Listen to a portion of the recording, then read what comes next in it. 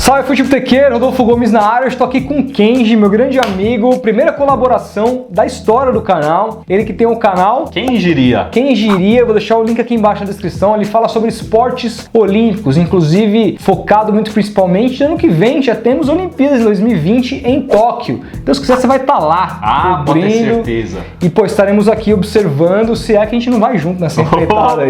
Mas é isso, cara, a gente tá pra quem vai falar hoje a respeito da discrepância que é absurda entre os salários que se recebe no futebol feminino para o futebol masculino. A gente sabe que vocês gostam muito dessa questão envolvendo grana no futebol. Ele trouxe alguns números, me apresentou que eu fiquei assustado. Muita gente vai dizer que tem a ver também com a visibilidade que o futebol feminino traz, que é menor do que o futebol masculino, e isso é indiscutível em vários lugares do mundo, mas mesmo nos Estados Unidos a gente tem números assustadores. Estados Unidos que tem lá uma visão de futebol feminino muito diferente, tem público para isso, tem marcas fortes investindo e ainda assim o salário é muito diferente. Maior campeã da Copa do Mundo, três vezes ser campeã e mesmo pois é, assim... E como é que se dá? Por que se dá isso, você acha assim? É aquela velha história lá da bolacha, né? A bolacha você come ela porque ela é gostosa, porque ela é crocante, ou ela é crocante porque você tem muita procura. Enfim, do futebol feminino funciona mais ou menos a mesma questão, né? O pessoal pergunta se existe falta de interesse porque existe uma falta de investimentos, ou falta de investimento porque não tem interesse da galera. Essa que é a grande questão. O que a gente tem visto é que o interesse cada vez mais tem crescido, inclusive esse ano é a primeira vez que a Globo vai mostrar a Copa do Mundo, né? Primeira transmissão. E no ano passado a gente teve os maiores públicos da história do futebol feminino, principalmente inclusive na Europa. Lá é muito forte. Lá é muito forte, tem crescido. Esse maior público foi num jogo do campeonato espanhol. Os times espanhóis têm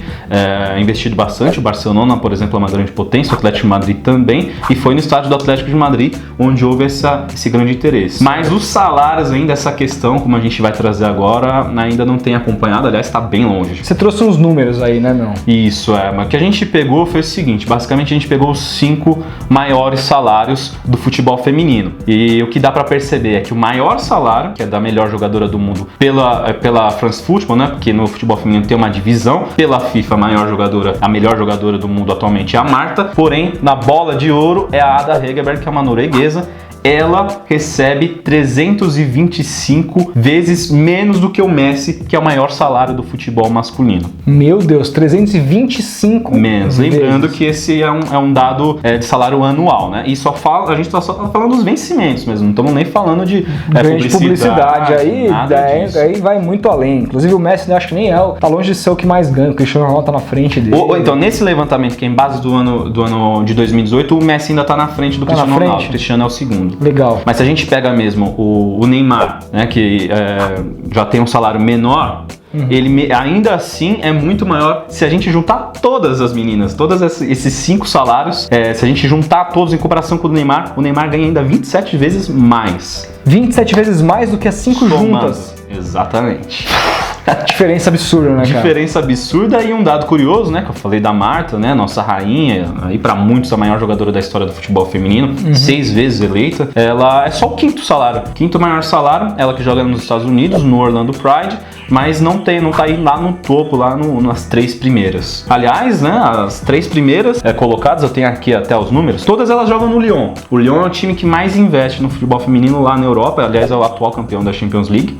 A Ada Hegerberg, que eu falei, a norueguesa, ela é que ganha maior salário, para você ter uma noção, é 400 mil euros por ano. Lembrando que a gente 400 vai colocar... mil euros por ano, Por ano, E a gente vai colocar os salários convertidos. Isso é menos que um, como diz o Neto, um pé duro ganhando no futebol brasileiro. Exatamente. Tem muito pé duro ganhando muito mais que isso aqui no futebol brasileiro. Tem muitos salários no futebol brasileiro que são bem superiores a essa potência aí que é a Ada, que é a maior jogadora do futebol feminino. As companheiras dela de Lyon também ganham aí mais ou menos nessa mesma faixa de preço. A Amandine Henry, da seleção francesa, ganha 360 mil euros por ano, e é seguida pela Wendy Renard, que ganha 348 mil. Aí em quarto lugar a gente tem a Carly Lloyd, que também já é uma jogadora bem experiente, como a Marta, ganha 345 mil euros por ano. Ela joga no futebol americano. Em quinto lugar, como eu já tinha falado, é a Marta. Com 340 mil, certo? E nos Estados Unidos, a gente falou sobre isso porque lá tem essa questão de que o interesse pelo futebol feminino ele é muito maior do que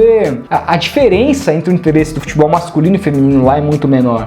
Esse é o grande ponto. Não é só que o interesse é maior, a diferença é muito menor e ainda assim, no ponto de vista de salários, isso não se justifica, né? Não. Até a MLS, o crescimento do investimento agora foi muito grande, então se a gente vê, né, em vários jogos que estão passando por aí na MLS ainda tem um público muito grande, mas se a gente olha no campeonato feminino, é maior ainda e isso não se reflete nos salários que a Federação de Futebol dos Estados Unidos paga. Então, como os dados são do ano passado, são de 2018, a gente considera aí o maior salário do ex-técnico, que é o Jürgen Klinsmann, né? Agora já teve uma transição de técnico. Mas na época ele ganhava mais de 3 milhões e 300 mil dólares por ano. Certo. Sendo que a seleção masculina dos Estados Unidos nem para a Copa foi. Sim. Foi eliminada, inclusive. O Panamá foi para a Copa dos Estados Unidos, não foi? Exatamente. E a técnica Jill Ellis, que é a atual técnica dos Estados Unidos, ela é inglesa, ela já como campeã do mundo, porque os Estados Unidos é o atual campeão do mundo, ainda assim ela é só o 10º salário. Dentro da federação. Dentro da federação. Perdendo, inclusive, para dirigentes lá de dentro. Vários dirigentes. A gente tem tinha, né, o Jürgen Klinsmann no caso, e que só em 10º a Jill Ellis. Então tem presidente, diretor, até às vezes auxiliar técnico, mas todos homens da seleção masculina, e a Jill só aparece em 10º. E aqui a relação também é enorme, né? Enquanto eu falei que o Klinsmann ganhava mais de 3 milhões e 300 mil dólares, a Jill só ganhava, né, em 2018, 318 mil dólares. Muito menos. A diferença aí de 3 milhões entre os dois. Cara, que coisa absurda e triste, assim. Mas a gente pode apontar uma mudança nesse. Você acha que vai acontecer ou tá muito distante de um equilíbrio? Eu acho que vai. Eu acho que vai acontecer. Eu acho que em relação a salários ainda vai demorar um pouco, mas os investimentos já têm mudado. Inclusive, acho que no Brasil vai demorar muito mais, né? Um outro dado é que no Brasil... O Brasil é uma várzea nesse sentido, né? Muito difícil ainda. O Corinthians, que é o atual campeão brasileiro, uma folha salarial pro futebol feminino de 170 mil reais. 170 mil reais por mês. Isso aí não dá o salário, você sabe, né? De vários jogadores do Corinthians. O jogador hoje, pé duro lá, tem muita gente ganhando 3, 4 vezes mais. A folha salarial do Corinthians por mês supera 7 milhões de reais. Aqui a gente tem no futebol feminino 170 e o futebol brasileiro é uma questão que o buraco é ainda mais embaixo, porque o campeonato brasileiro não tem transmissão direito. Exato. Os campeonatos aqui, mesmo a Libertadores, que tem a Libertadores feminina e tal, não tem uma grande cobertura de mídia. E aí o clube também se vê numa situação de ter que investir muito sem ter como angariar tantos recursos para esse futebol que não mexe tanto com o interesse. É aquela coisa, não tô nem falando que as pessoas não se interessam, mas a própria mídia, a publicidade... Quem poderia ajudar não se interessa por isso. Então, tem essa questão. Agora, quando a gente vê isso voltado para o mundo, que num contexto completamente diferente, num contexto europeu, que tem muito interesse pelo futebol feminino, num contexto principalmente americano lá, muita gente diz que o futebol é tido como o esporte mais da mulher, inclusive, Sim. né? Porque lá tem tantos outros esportes muito fortes. As potências às vezes vão mudando, né? No caso do futebol feminino, a gente tem os Estados Unidos, que é uma potência, a Noruega, a Suécia, que não são times que no masculino obtêm resultados tão expressivos, né? Nossa, então é triste realmente, pô, espero que mude, porque... acho que vai, né, até respondendo a sua pergunta, a tendência é mudar, pelo menos a gente tem visto aí um aceno muito maior, até alguns patrocinadores do futebol brasileiro, da seleção feminina de futebol, estão chamando aí, fazendo um movimento para que outras empresas comecem a investir, e isso tem sido feito, e agora também algumas empresas gigantes aí, mundialmente falando, multinacionais, começaram a anunciar investimentos de longo prazo para o futebol feminino, e separados, não é que elas vão investir na competição, uma competição, por exemplo, da UEFA, que aí todas elas vão receber um investimento. Não, eles estão anunciando investimento só para o futebol feminino. Aí sim eu acho que as coisas começam a mudar de figura. É um mercado que ainda vai se desenvolver, a gente espera, as meninas dedicam tanto quanto, ou até mais que os meninos, em muitos casos. Dificuldades muito maiores, então assim, a gente espera que isso se equilibre, porque nada melhor do que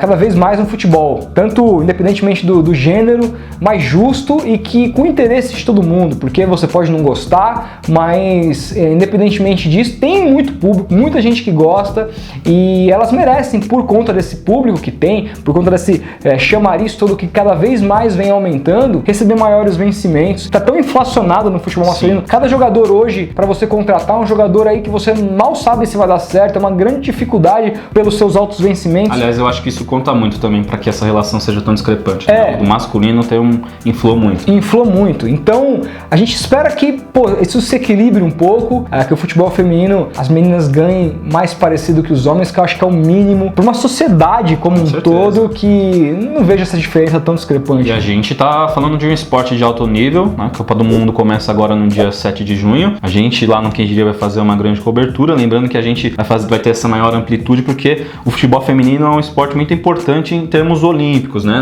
Nas Olimpíadas eles vão com o time principal, sendo que o masculino usam só o sub-23. Exatamente. Então é isso, gente. Muito obrigado aqui pela parceria. Galera, seguinte, lembrando que a gente já gravou o vídeo lá no Quem Diria, no canal dele aqui, falando a respeito do torneio de Toulon. O link tá aqui embaixo na descrição. Então só clicar, você vai direto pra lá, beleza? Grande abraço, a gente vai se falando. Até o próximo vídeo. Até!